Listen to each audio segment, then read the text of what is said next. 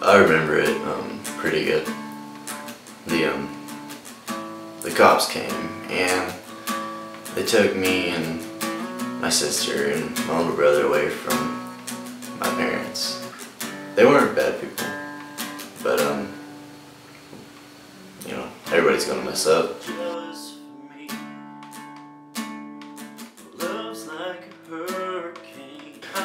Foster care isn't the funnest thing in the world. They like to move you a lot from house to house, and they don't really care about your feelings or anything like that. They really do what's convenient for them. Somewhere down the line, I found music, and then later on, I found Jesus Christ. I was a pretty lonely kid growing up. When you're a teenager, you turn to anything that's gonna make you feel, that's gonna take any kind of pain away.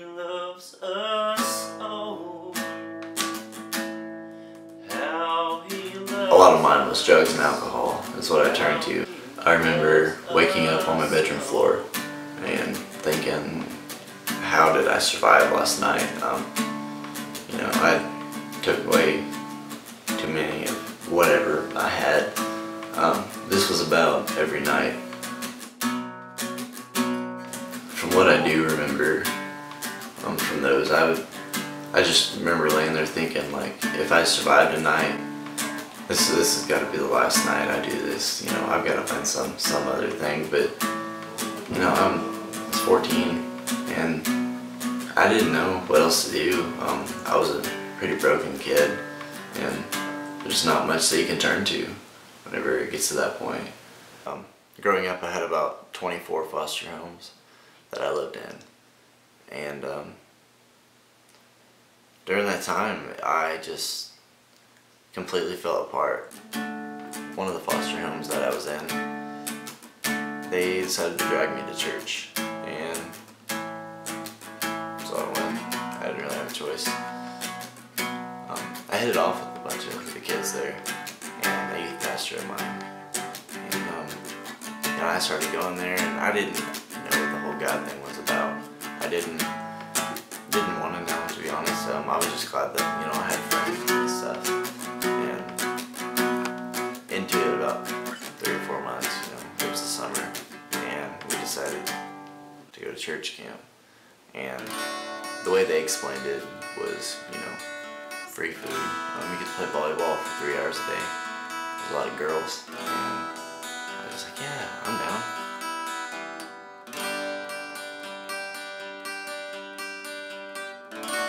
I didn't think it was gonna change me, honestly. I thought I was gonna be one of the stubborn kids that just avoids God for his whole life.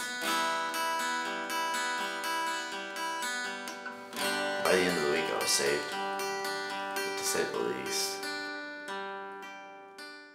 We watched this video in one of our classes, and it really got to me. That's where I just stepped outside.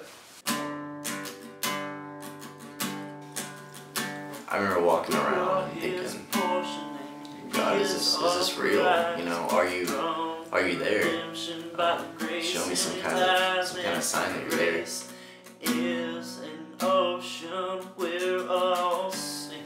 To say the least, since that day, God's done so many good things in my life. I started crying as I was walking around the volleyball court in my bare feet. I remember thinking, God, this is it. I'm gonna start living for you. I look back on the 16 years that I'd lived, and I